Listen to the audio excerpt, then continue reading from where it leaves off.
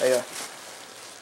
Bueno, yo me llamo Miguel Gaburri, tengo 68 años, soy nacido en la provincia de Buenos Aires y hice la escuela primaria en la provincia de Buenos Aires, en la ciudad de General Villegas, en el campo, en una zona de chacras. Después hice el secundario en la ciudad y a los 18 años me fui a estudiar teología en Montevideo, Uruguay.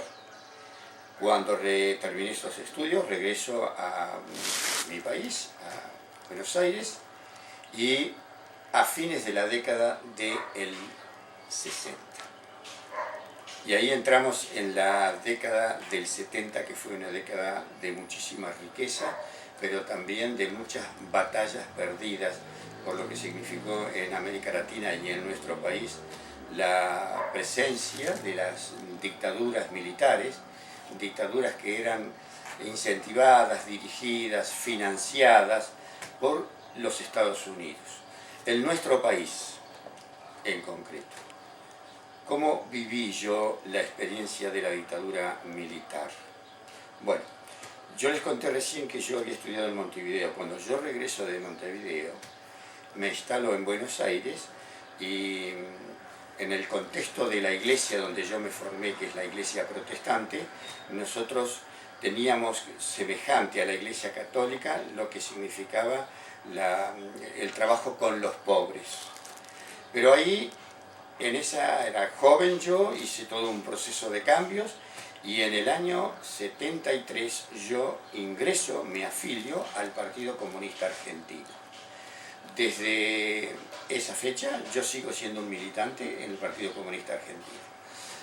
¿Qué nos pasó en la dictadura? Bueno, la dictadura fue una experiencia muy fuerte, muy dolorosa, de muchísimo miedo, de muchísimas persecuciones, pero tuvimos que militar, seguimos militando durante la dictadura militar, lo cual significaba que nosotros tuvimos que poner en riesgo nuestra propia vida, y esto uno lo dice con un poco de vergüenza porque en nuestro país hubo 30.000 desaparecidos y dentro de todo uno puede contar estas cosas, lo cual significa que yo por lo menos me siento mal porque dentro de mi organización a nosotros nos secuestraron, nos mataron 211 compañeras y compañeros, de los cuales 110 compañeros y compañeras nunca aparecieron.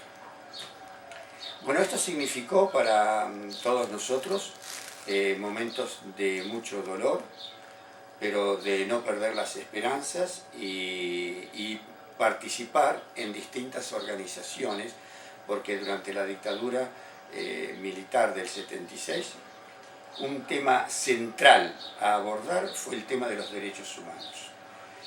Y era la desaparición, el secuestro, las torturas de militantes, de luchadores del campo social. Esto significó que yo tuve que militar en organizaciones de derechos humanos, como por ejemplo, participé, por mi experiencia que yo tenía en la iglesia, participé de un movimiento que se llamó Movimiento Argentinos de Cristianos por la Liberación, que después de ese movimiento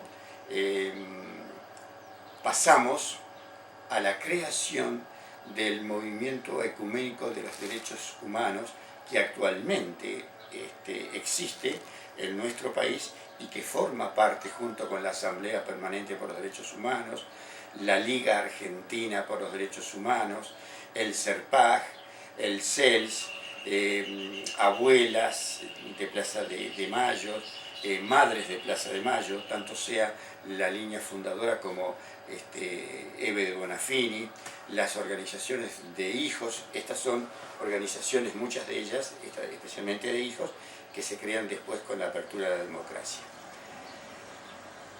Cuando la dictadura recién, las madres y las abuelas no estaban organizadas como estaban ahora, recién ellas se iniciaban, empezaban. Y Gonzalo, con tu abuelo y tu abuela, participamos en reuniones incluso llegamos a participar en reuniones en la iglesia de Santa Cruz, en la capital federal, en donde Astiz, el marino Astiz, que se hizo pasar por un, digamos, creo que reclamaba, que decía que tenía un familiar, no sé si un hermano, quien secuestrado, se había infiltrado en los movimientos de los derechos humanos, y Astiz entregó a las primeras madres que se organizaban y que iban a la Plaza de Mayo. Bueno, esto significó que tuvimos que organizarnos, participar junto con sacerdotes, laicos, porque en esas circunstancias no poníamos en el centro las diferencias que pudiéramos tener, digamos, cristianos y no cristianos. Trabajábamos juntos en organizaciones donde lo central era encontrar a los desaparecidos. Imagínense ustedes que yo, por ejemplo, tuve la riquísima experiencia en la década del 70, años 77, 78, 79, por ejemplo, aquí en la zona oeste, el obispo Miguel Raspanti era obispo en zona oeste, que abarcaba, creo que La Matanza, Morón, Merlo y Moreno. Bueno, fue un obispo que fue muy solidario y que cuando nosotros teníamos que denunciar por compañeros o compañeras secuestrados, desaparecidos, lo veíamos a él, nos acompañaba, movía sus influencias y llegó a lograr, digamos, que por sus influencias, sus conocimientos, de que muchos secuestrados fueran puestos en libertad. Sí, sí. Bueno, pero significó una etapa de mucha tensión, de mucho dolor, de mucho miedo. Por ejemplo, a mí nos tocó con mi compañera, e incluso también lo afectó, Gonzalo, a tus abuelos. Yo tuve que sacar de mi casa todos los libros que tenía, libros, documentos, porque se nos habían avisado de que la posibilidad de una razzia era que venían grupos de policías, militares y civiles y recorrían un barrio que ellos marcaban, y casa por casa entraban y revisaban las casas, lo cual me significó tener que sacar todos mis libros, mis apuntes de la época cuando yo estudié teología, todos sacarlos y mandarlos a una ciudad del interior. Cuando recién se produjo el golpe, bueno, todos sabíamos más o menos cómo venía el golpe, no se podía pararlo, ya estaba decidido.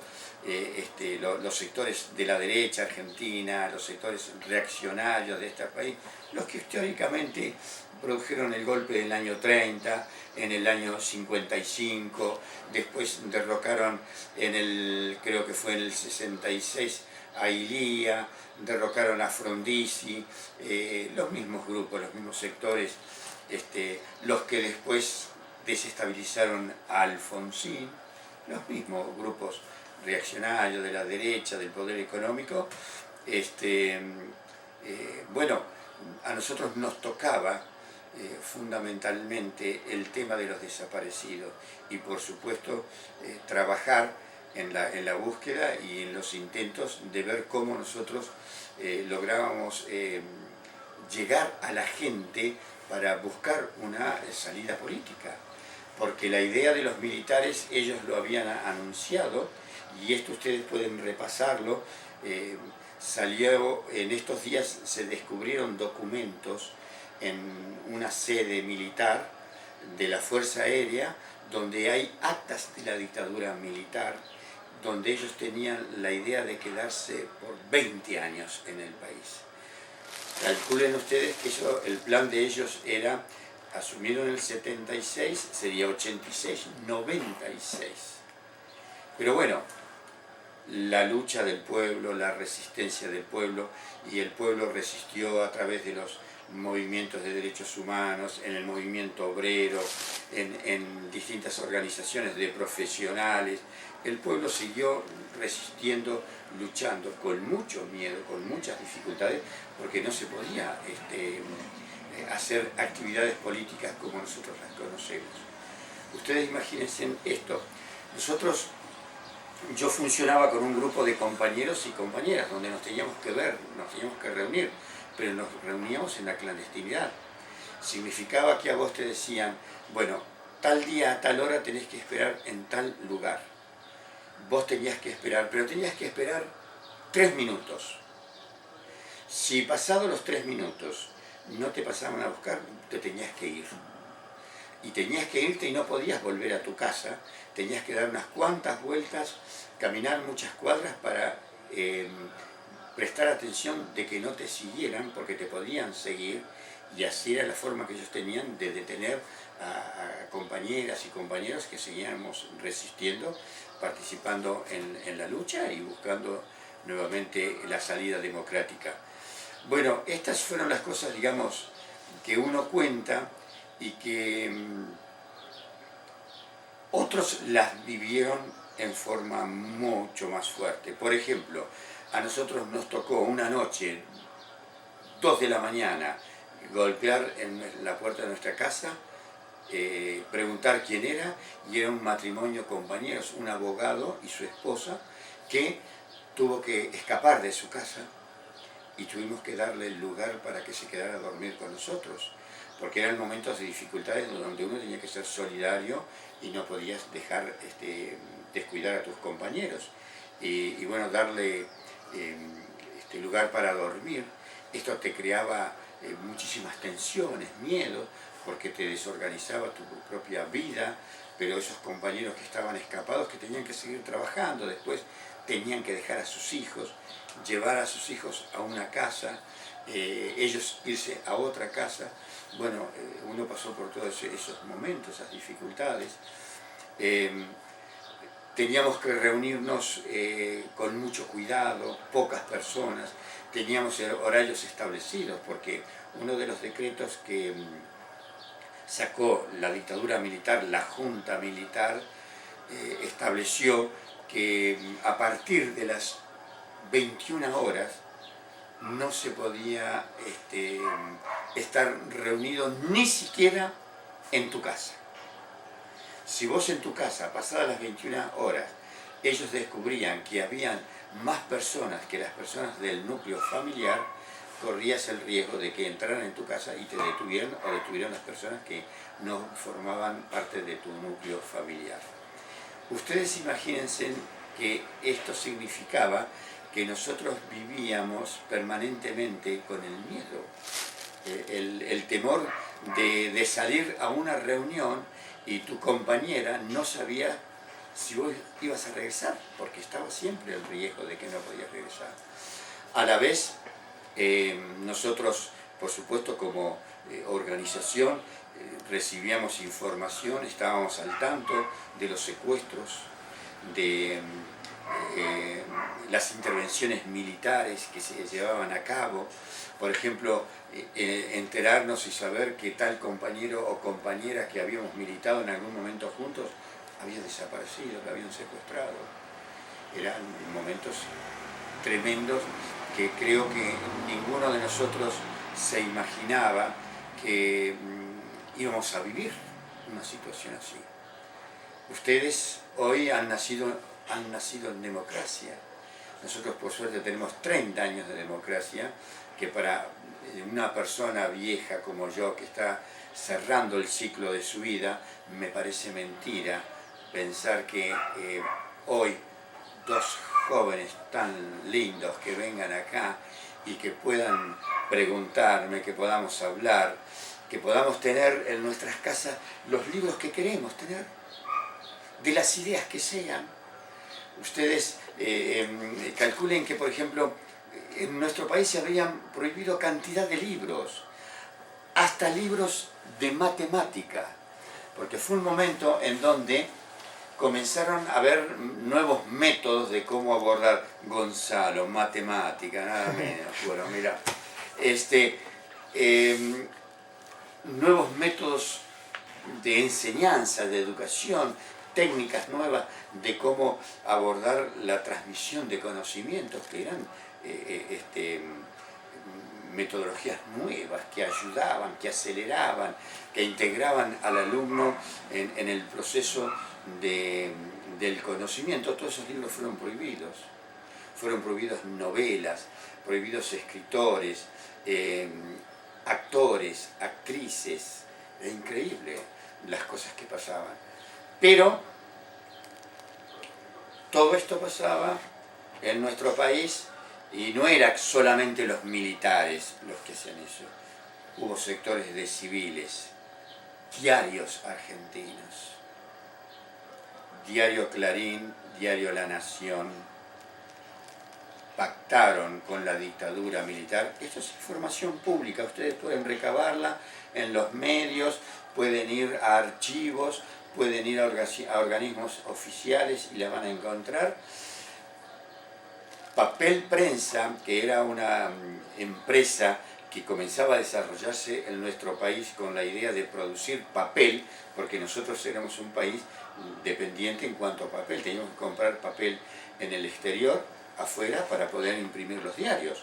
Se forma una empresa que era Papel Prensa.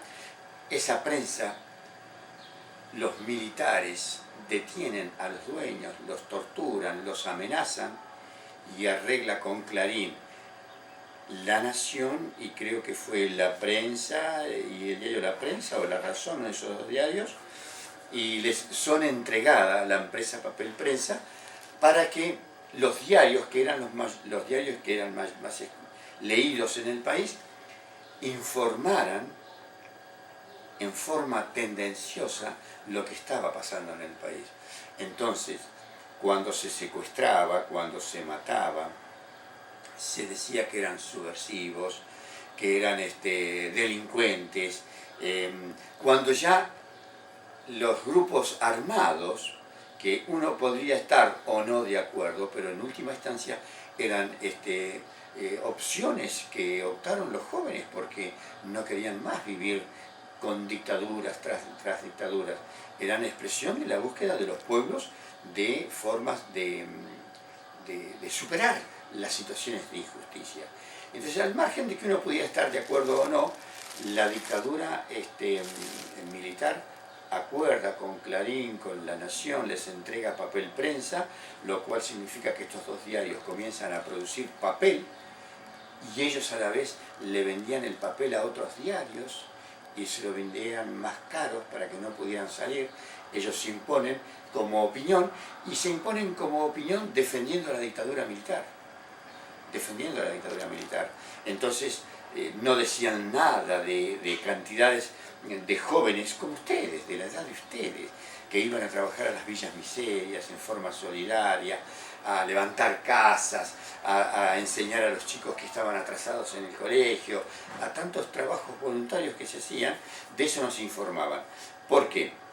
Cuando nosotros hablamos de 30.000 desaparecidos, estos medios no decían nada, nos mentían, nos engañaban, de que de esos 30.000 desaparecidos, miles de ellos, la mayoría, eran trabajadores, delegados de fábricas, gente que no tenía nada que ver, que no participaba en ninguna organización, pero ellos, el objetivo de ellos fue meter miedo, paralizar los cambios que se venían dando en América Latina, nuevos cambios como en toda sociedad.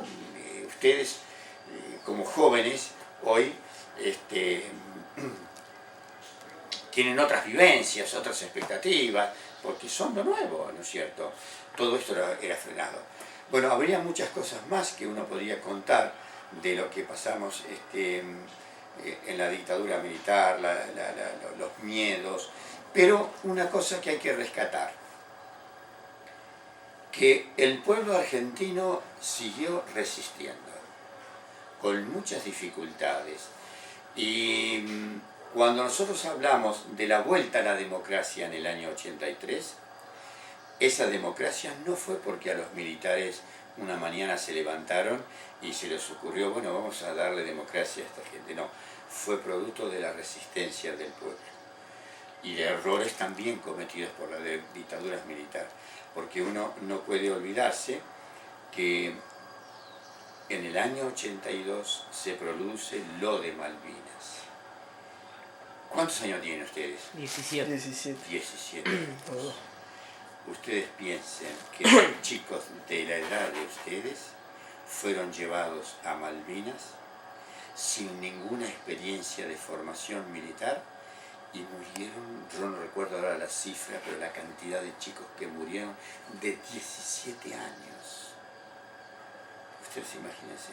Sí. Hoy ustedes domingo se dan el lujo, yo lamento que haya ganado Boca porque sea hincha de River, pero venir con toda libertad con esa cámara y podemos hablar de esto. Año 82, chicos de la edad de ustedes murieron en las Malvinas. 300 y pico de chicos murieron en el barco, aquel buque que teníamos, el Belgrano, fue hundido. Pibes que recién empezaban a vivir. Eso fue un gran error que cometió la dictadura porque soñaban que ellos, haciendo el acto heroico de conseguir las Malvinas, pensaban que iban a poder seguir manteniéndose y dominando.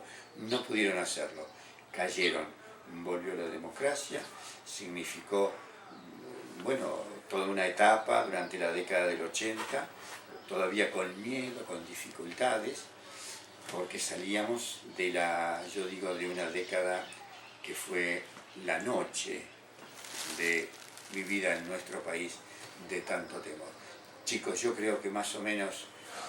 Bueno, gracias, Miguel. Muchísimas gracias, Miguel. Al contrario, yo les agradezco a ustedes que me hayan venido a ver. Vuelvo a decirles, chicos, que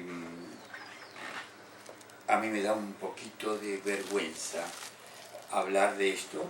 No vergüenza en cuanto a miedo, me siento orgulloso porque siento que aporté un poquito, pero digo un poquito de vergüenza porque en este país hubo 30.000 desaparecidos, porque aún hay abuelas y madres que siguen buscando a sus hijos y hijas, a sus nietos.